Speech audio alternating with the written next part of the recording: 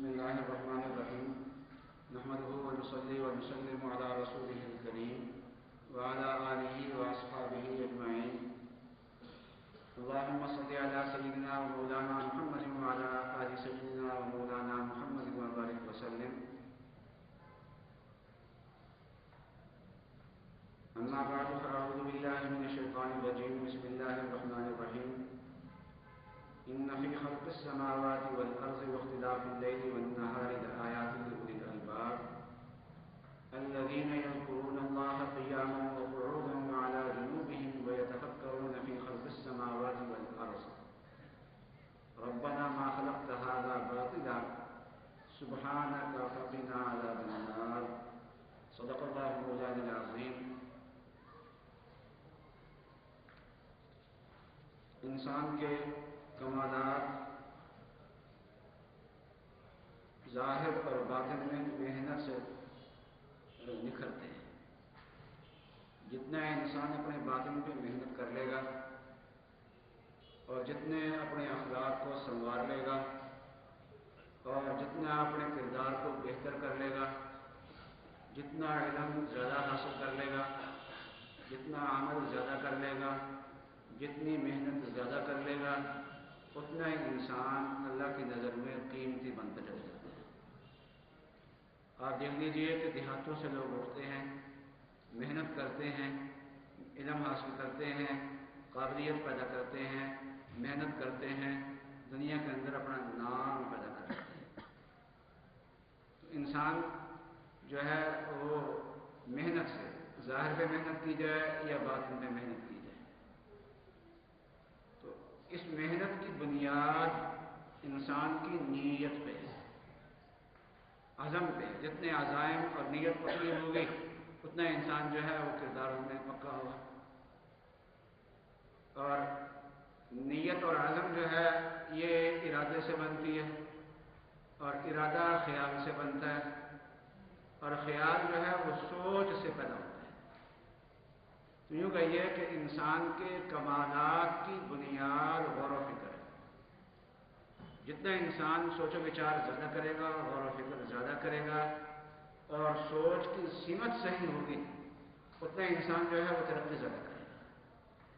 اور قرآن پاک نے انسان کو غور و فکر کرنے کی دعوت بہت زیادہ دی ہے.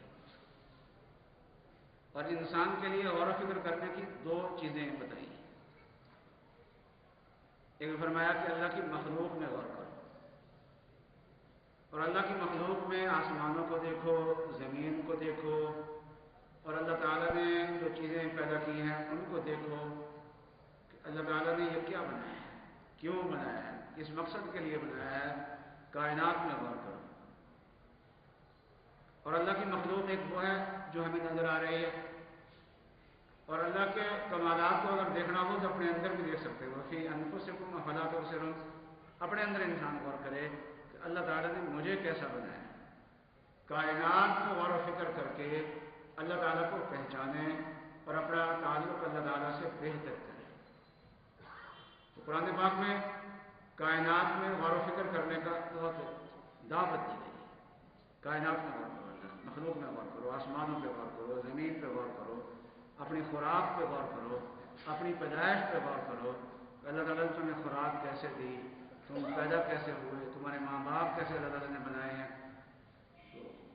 تو فرمایا کہ الم نجعل الارض مہادا والجبال اوتادا. دیکھو تو صحیح اللہ تعالیٰ نے زمین کو تمہارے لیے رہنے کی جگہ بنایا ہے اور پہاڑوں کو میخیں بنایا ہے. اور وجعلنا وخلقناکم ازواجا، تمہیں جوڑا جوڑا بنایا ہے. نیند تمہیں آرام کے لیے دی ہے، رات تمہیں سکون کے لیے دی ہے، کام کاج کرنے کے لیے اللہ تعالیٰ نے تمہیں کیا ہے دن دیا ہے. تمہارے اوپر آسمان بنائے ہیں، اس کے اندر اللہ تبارک و تعالیٰ نے سورج بنایا ہے، چاند بنائے ہیں. اللہ تعالیٰ نے بادلوں کا نظام بنایا ہے، بارشوں کا نظام بنایا ہے، پیداوار کا نظام بنایا ہے. اللہ تعالیٰ کے اس نظام پہ غور کرو. فَلْيَنْظُرِ الْإِنسَانُ إِلَىٰ طَعَامِهِ. انسان جو ہے وہ کھانا دیکھے اپنا کہ یہ کھانے کا ایک نوالا جو ہے اس تک کیسے پہنچے. انا صببنا الماء صبا، آسمان سے ہم نے بارش برسائی ہے. ثم شققنا الارض شقا، زمین کو ہم نے پاڑا ہے. وَأَنبَتْنَا فِيهَا حَبًّا، پھر ہم نے اس میں دانے اگائے ہیں، تو طرح طرح کی چیزیں اس میں اگائی ہیں، نعمتیں اگائی ہیں، تو اس طریقے سے انسان کو کھانا ملا ہے۔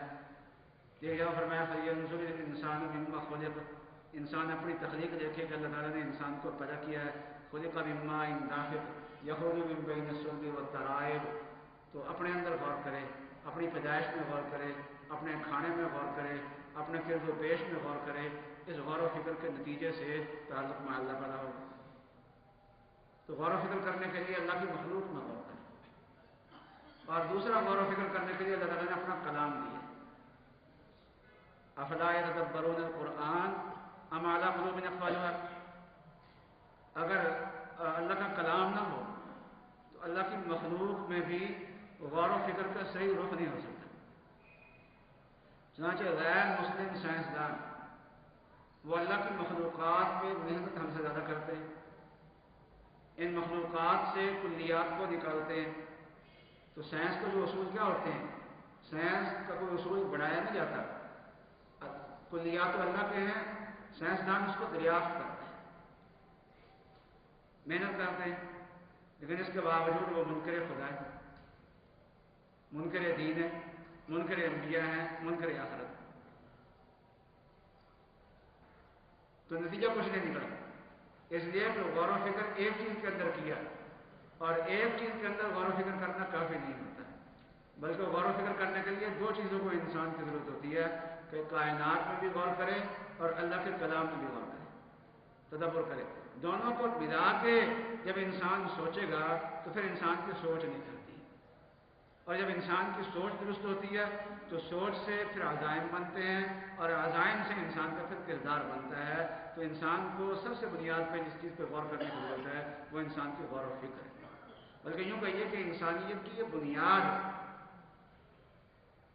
تو اس چیز میں بحث ہے کہ انسان کی تعریف کیا ہے۔ تو منطقیوں نے کہا ہے کہ انسان ایک جانور ہے جو ناطق ہے، ایسا جانور ہے جو ناطق ہے۔ ناطق کا معنی کرتے ہیں کہ کلیات کو سمجھنے والا، فارمولہ سمجھنے والا، کہ باقی جاندار جو ہیں علم تو ان کے پاس بھی تھوڑا بہت ہے، لیکن وہ فارمولے کو نہیں سمجھ سکتے، کلیات کو نہیں سمجھ سکتے، اور انسان کے اندر اللہ تبارک و تعالیٰ نے کلیات کو سمجھنے کی، نتائج نکالنے کی صلاحیت رکھی۔ تو انسان وہ جانور ہے جو فارمولوں کو اور کلیات کو سمجھ لیتا ہے، حیوان ناطق۔ منطقیوں نے یہ تعریف کی ہے۔ تھانوی رحمۃ اللہ نے فرمایا کہ میرے خیال میں یہ صحیح نہیں ہے، انسانیت کی بنیاد ایک اور چیز ہے، وہ ہے غور و فکر، سوچ و بچار۔ انسان سوچ و بچار کرتا ہے تو سوچ و بچار سے اس کی ترقی کی راہیں کھلتی ہیں، اور یہ سوچ و بچار کی طاقت اللہ تبارک و تعالیٰ نے کسی مخلوق کو نہیں دی، یہ سوچ و بچار کی طاقت جو ہے وہ اللہ تبارک و تعالیٰ نے انسان کو دی ہے۔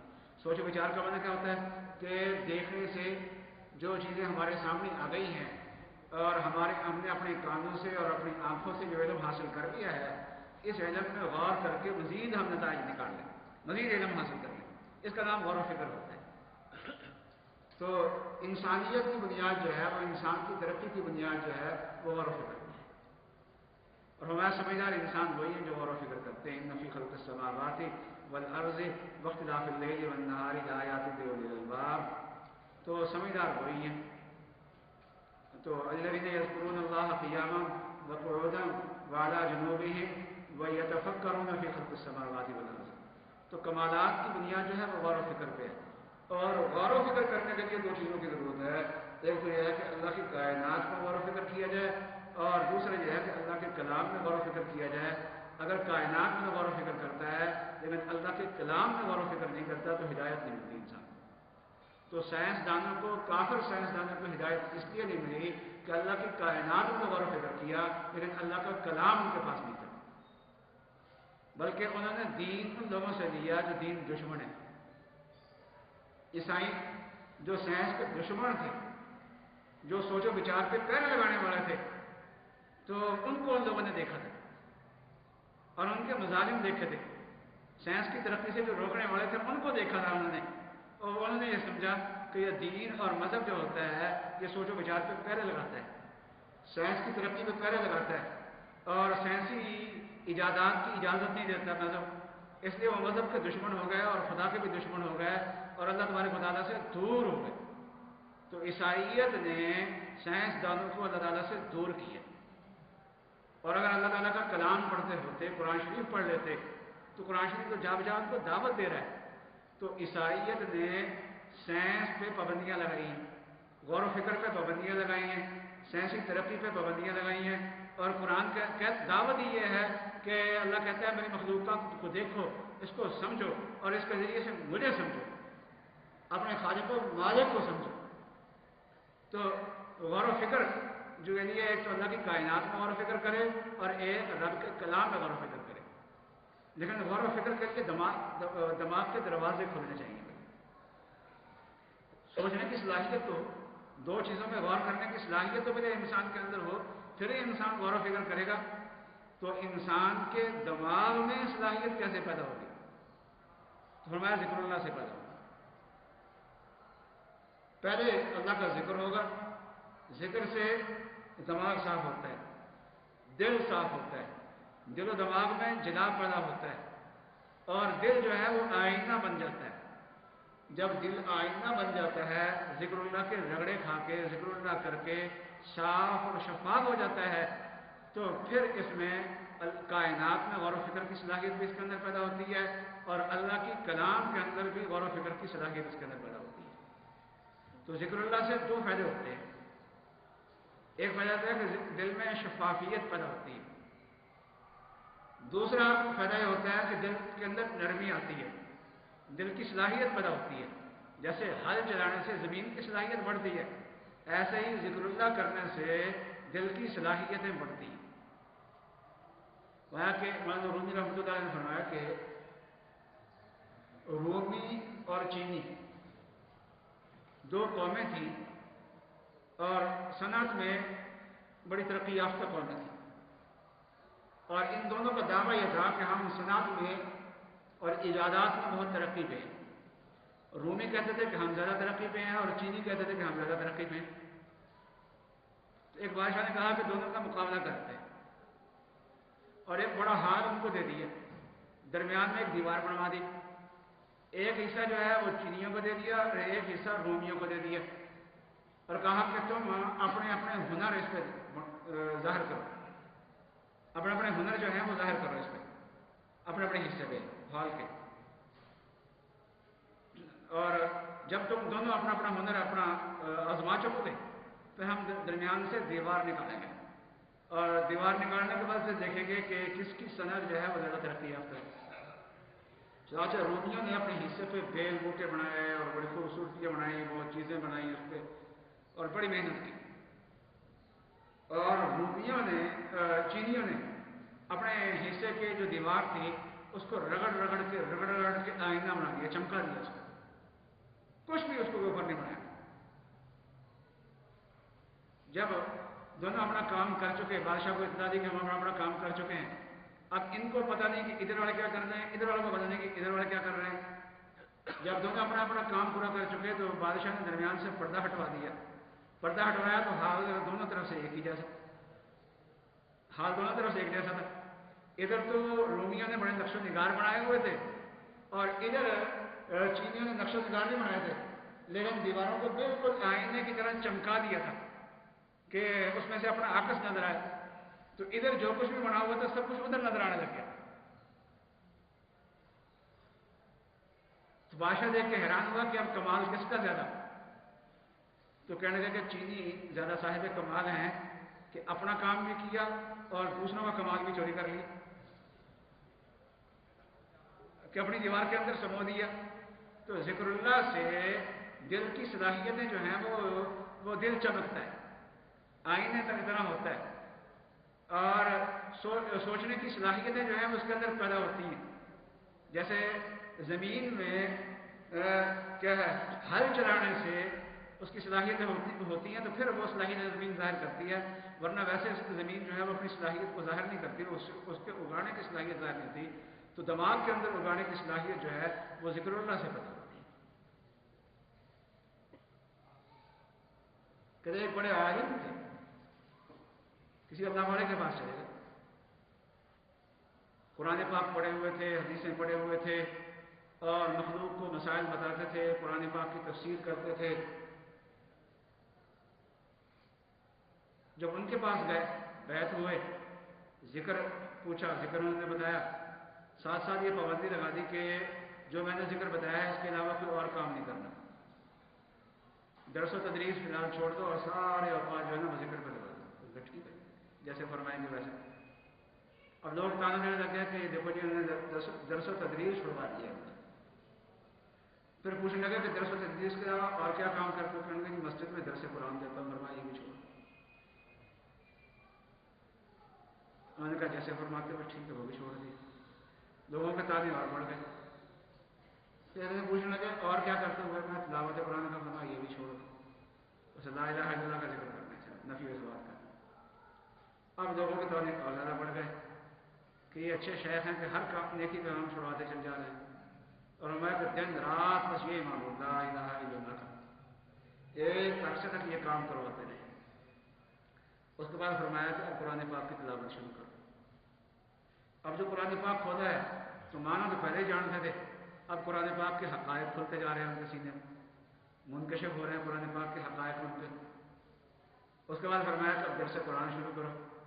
اب درس قرآن شروع کیا تو اب پہلے تو لوگوں کے دماغوں پہ اثر جاتا ہے ان کے درس کا. اب جناب یہ درس دے رہے ہیں، ان کی آواز میں اور ان کی باتوں میں وہ تاثیر ہے کہ لوگوں کے دل بدل رہے ہیں، تبدیلی آ رہی ہے. پھر فرمانے لگے کہ اب جتنے دینی کام ہیں وہ سارے شروع کر دو. فرمایا کہ نعوذ باللہ یہ کام رکوانے مقصود نہیں تھے، بلکہ ذکر اللہ کے ذریعے سے آپ کی قلبی صلاحیتوں کو اجاگر کرنا مقصود تھا. اور وہ میں نے الحمدللہ آپ کے یہ ذکر کی برکت سے، ذکر اللہ کی برکت سے یہ بات ہو گئی. اور ذکر اللہ کتنا ہونا چاہیے جس سے آدمی کی صلاحیتیں ہیں وہ نکھار پیدا ہو جائے.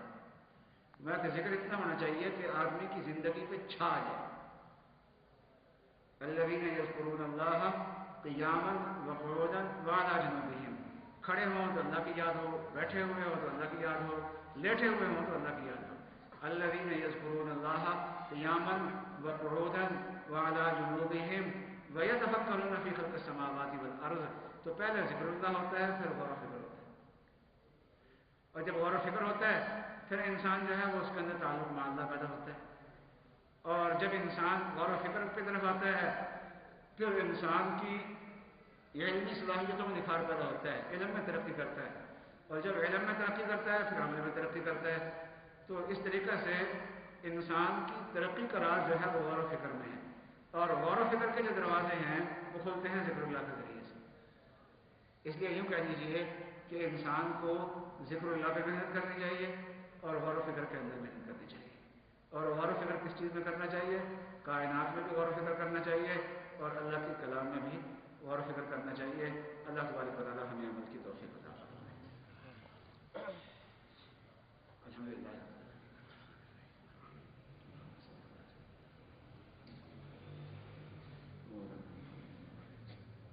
اللهم افتح مسامع قلوبنا بذكرك واتمم علينا نعمتك واسبغ علينا من فضلك وجعلنا من عبادك الصالحين. اللهم طهر قلوبنا من غيرك، اللهم طهر قلوبنا من غيرك. اللهم آت أنفسنا تقواها وزكها أنت خير من زكاها أنت وليها ومولاها. صلى الله تعالى على